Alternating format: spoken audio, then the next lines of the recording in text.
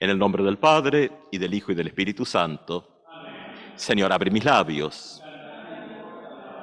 Señor, te confieso todos mis pecados, mis flaquezas y mis fallas, mis muchísimas fallas.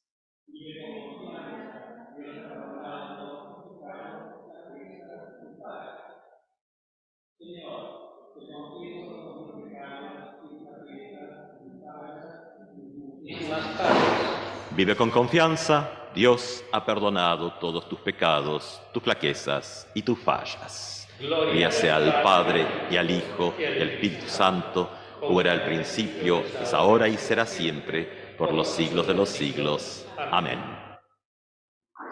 Y escuchamos la lectura del Evangelio.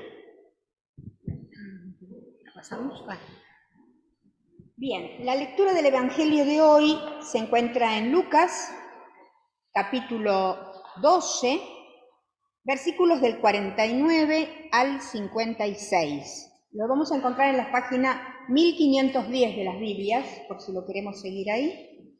1510.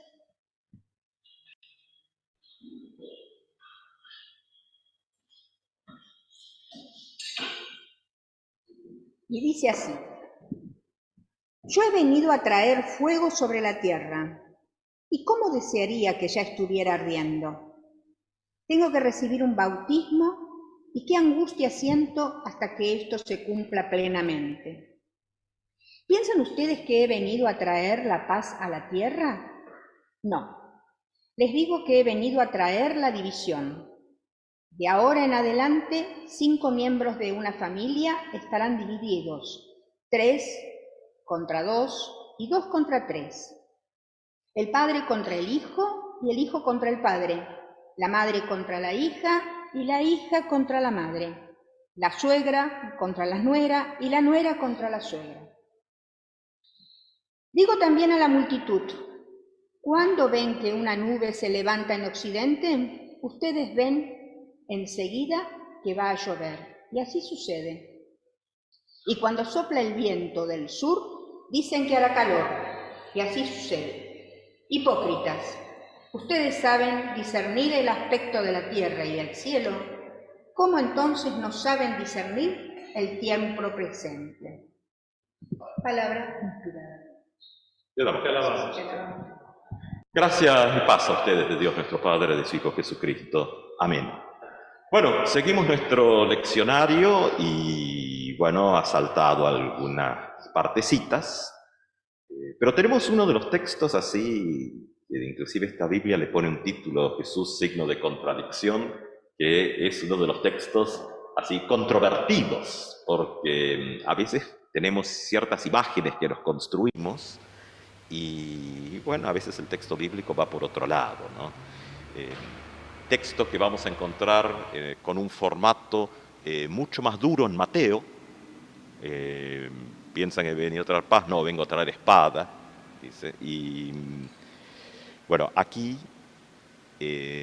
los elementos de crisis que se generan en el texto, uno a veces dice, bueno, ¿cómo articula esto con las prédicas del amor de Dios, la paz, la esperanza, la buena voluntad, que era un poco el término que veníamos trayendo desde los textos de los domingos anteriores? Bueno, también es interesante que es un texto bíblico donde también encuentra uno cantidad de conflictos en los comentaristas en la historia, ¿no? Es decir, como que tampoco es un texto fácil para los comentarios bíblicos.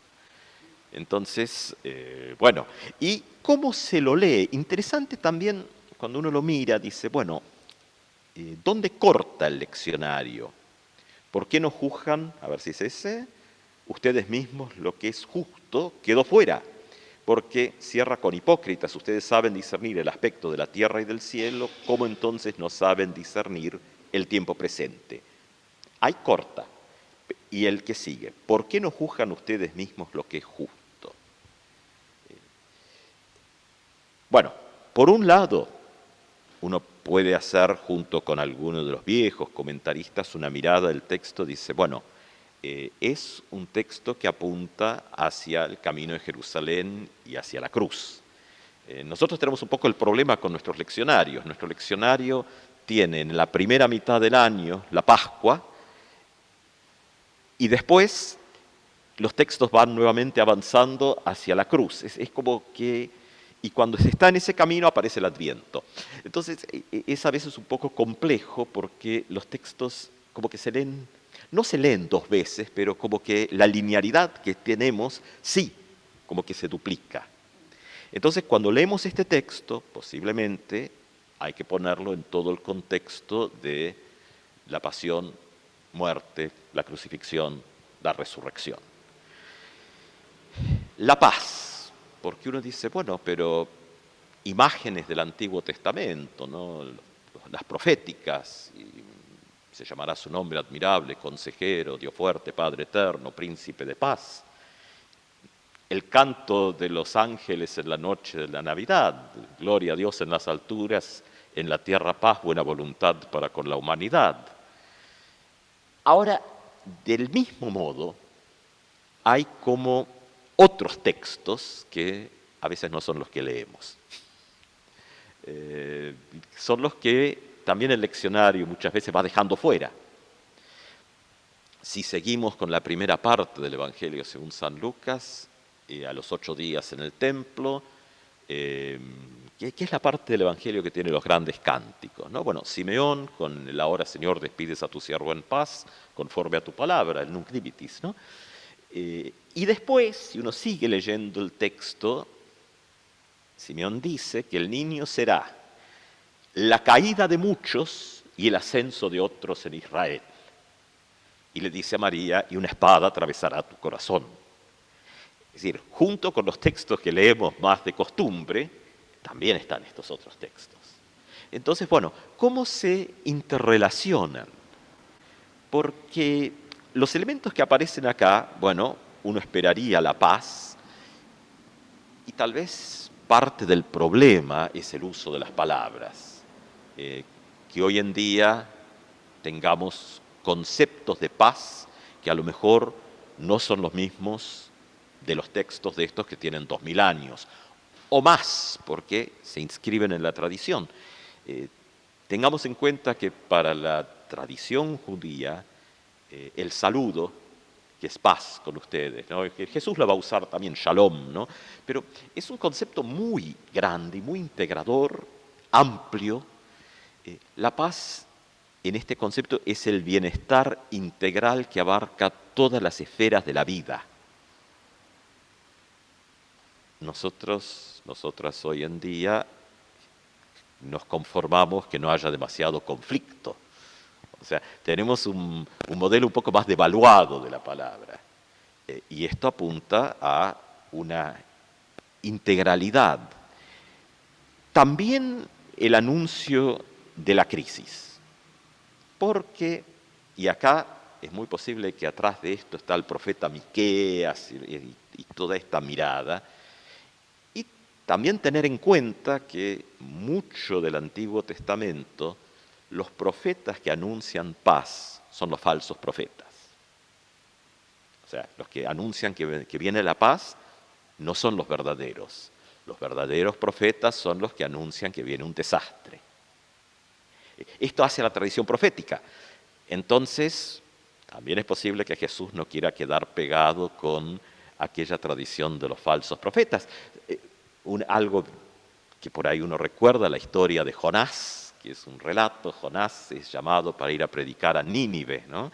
Y no quiere ir, entonces, bueno, se mete en un barco, termina dentro de una ballena 3 días, o un pescado grande, y después, bueno, después de esos así correcciones que recibe desde lo alto, decide que a lo mejor sí hay que ir a Nínive, ¿no? Y bueno, según este relato, que justamente es una narración, Nínive no es parte de la tierra de Israel, ni de las tradiciones, ni nada. Jonás va, anuncia que viene el juicio, viene la destrucción, si no hay un cambio de actitud. La gente de Nínive, desde el rey para abajo, todos cambian de actitud y Dios los perdona.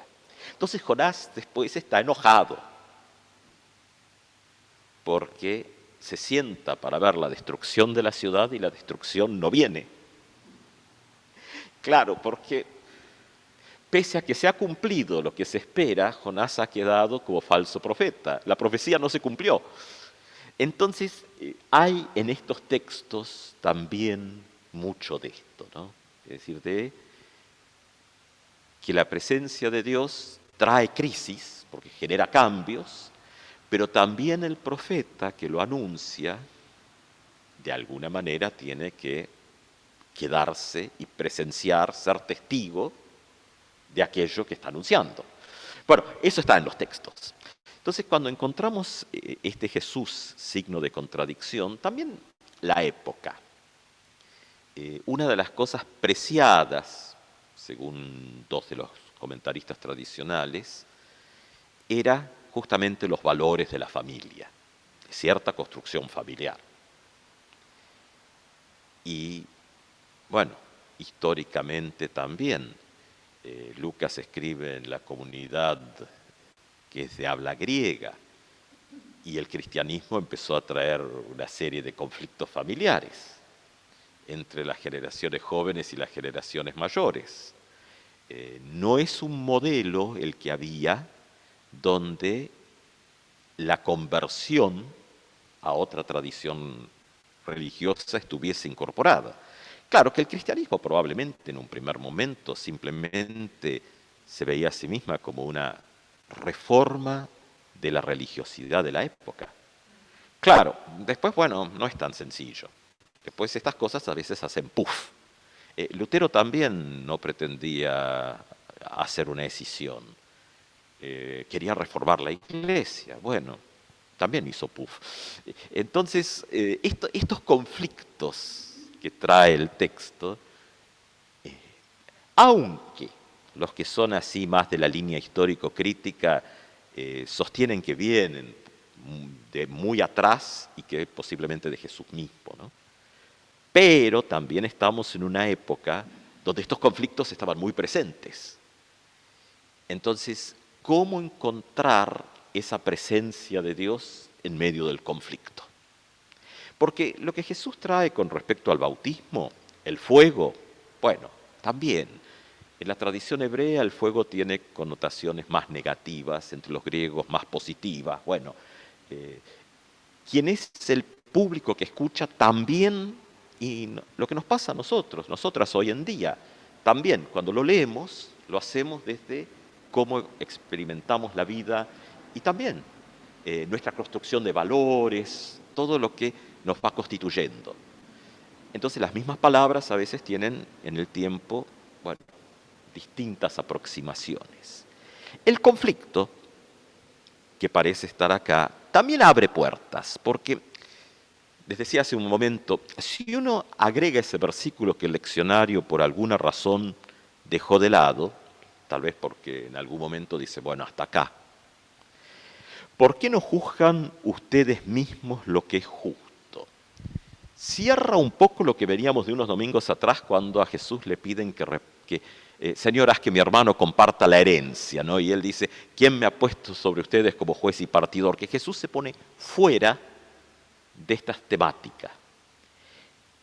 Entonces uno podría hacerse también la pregunta, si esta pregunta de por qué no juzgan ustedes mismos lo que es justo, no es también una indicación de que en el ámbito cotidiano hay responsabilidades de que haya justicia.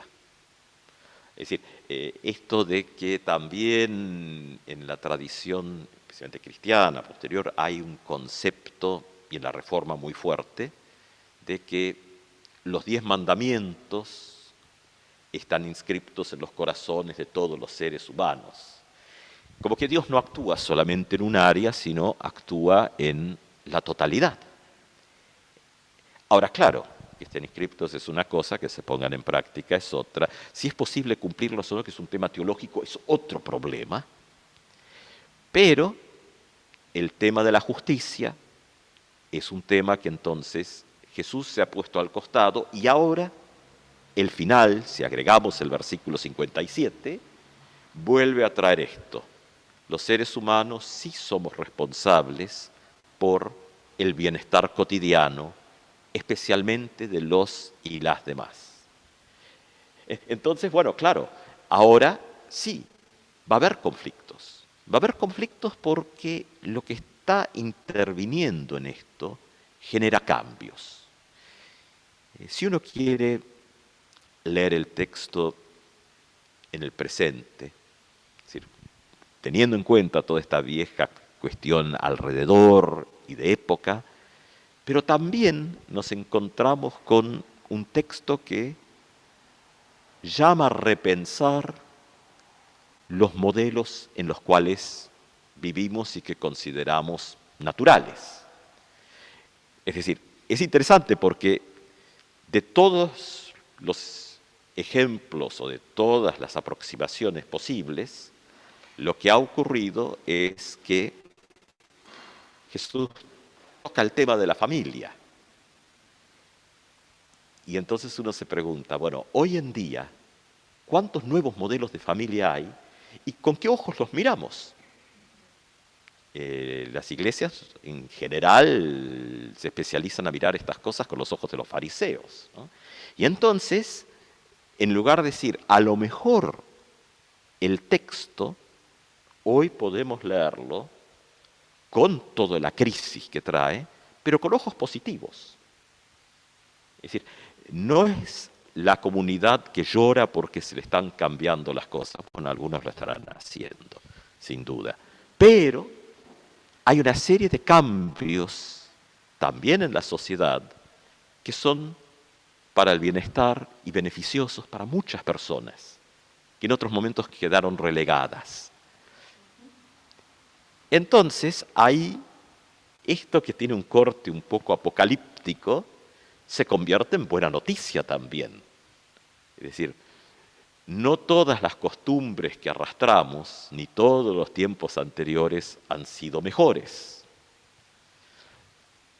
Y de ahí de pronto, en esto mismo encontramos estas miradas contradictorias, pero que tal vez son miradas de apertura. Es decir, modelos que la presencia de Cristo, o, si seguimos leyendo, la aplicación del bienestar, del amor por medio de la justicia, el bienestar compartido, es decir, son indicaciones de la presencia del reino. A veces las comunidades religiosas más bien se encierran y ya construyeron sus modelos, tal vez como les pasaba a la gente de aquí también, ¿no? Y entonces, en lugar de recibir con alegría los cambios y las transformaciones para el bien, se convierten en días de luto y de llanto.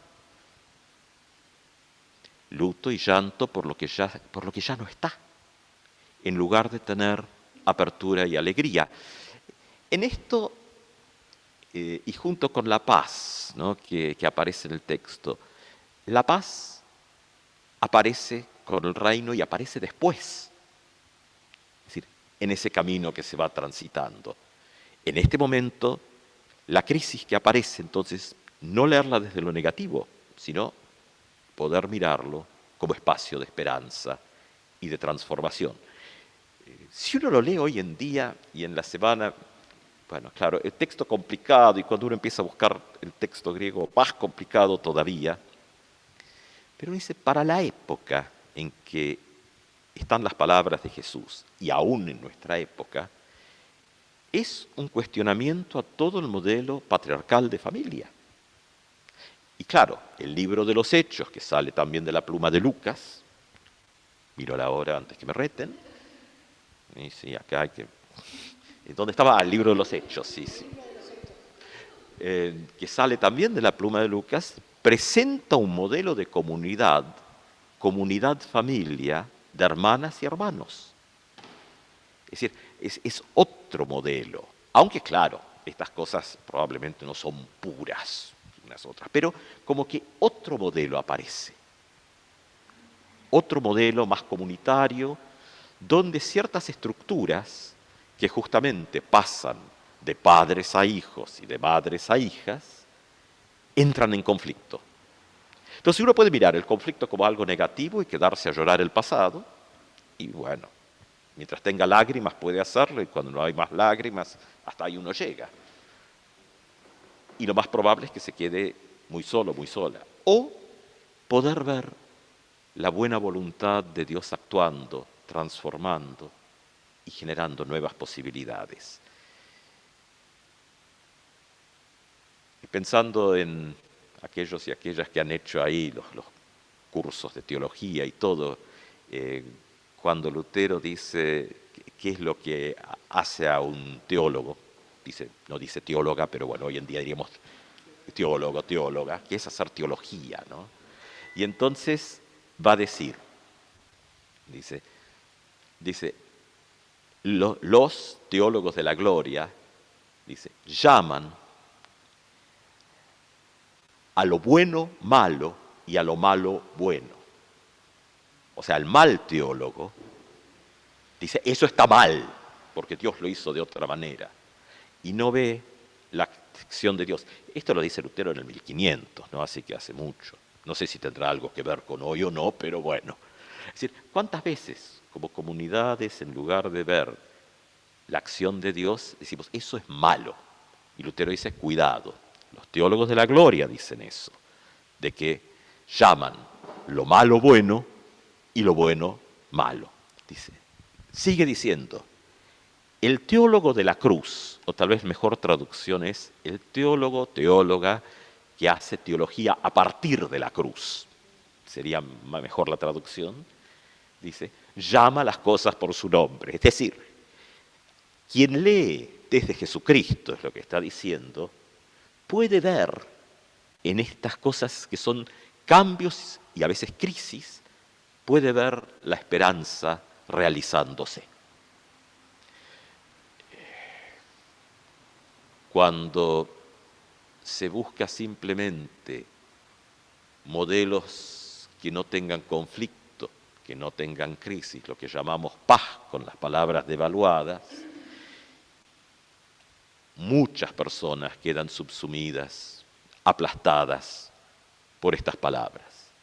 Cuando esto se abre y permite que entre aire y renovación, podemos ver también la mano de Dios trabajando ahí.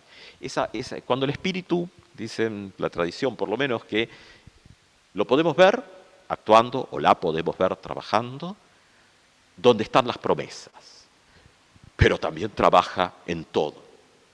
Y cuando los momentos que se puede ver es cuando algo que ocurre, aunque pueda parecer complejo, genera bienestar para aquellos y aquellas que no lo tenían. Dios actuando con su mano izquierda, diría Lutero, en la vieja tradición de las dos manos, ¿no? A la derecha de Dios está el Cristo, en la mano izquierda que no vemos actúa el Espíritu, y uno dice, bueno, vaya a saber cuándo y dónde, pero no por eso no actúa. Con respecto a la paz tan devaluada a veces que tenemos, también es interesante, que creo que es la 92-93, creo, 92-93 de las tesis, de las 95 tesis de Lutero, también dice que se alejen aquellos profetas que dicen paz, paz y no hay paz. Bienvenidos aquellos que dicen cruz, cruz y no es una cruz. Es decir, esto con toda la discusión de las indulgencias. Es decir, de pronto, donde a veces está el problema o el conflicto, a veces es acción del Espíritu que abre posibilidades nuevas para nuestras vidas, nuestras comunidades y nuestra sociedad en general.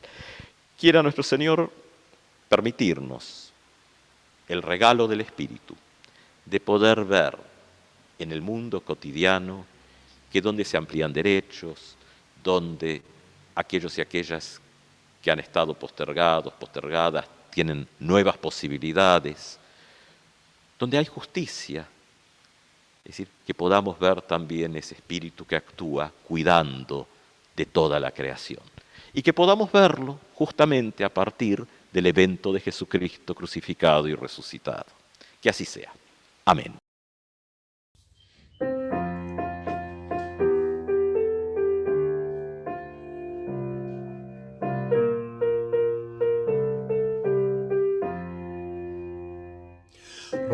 rodeado solo de buenos poderes, fielmente protegidos frente al mal. Así vivamos todos nuestros días, con fe y con alegría hasta el final. Poderes buenos siempre nos abrazan y la confianza nos animará, pues Dios siempre guiará nuestro destino y en cada nueva aurora Él estará. Y si el pasado quiere atormentarnos o la jornada nos quiere oprimir, oh Dios, por gracia alivianos la carga, impúlsanos el alma a vivir. Poderes buenos siempre nos abrazan y la confianza nos animará, pues Dios siempre guiará nuestro destino y en cada nueva aurora Él estará. Y cuando los silencios nos circunden, haznos oír el tono de tu voz, y al mundo entero entonando fuerte un nuevo canto de adoración. Poderes buenos siempre nos abrazan y la confianza nos animará, pues Dios siempre guiará nuestro destino y en cada nueva aurora Él estará.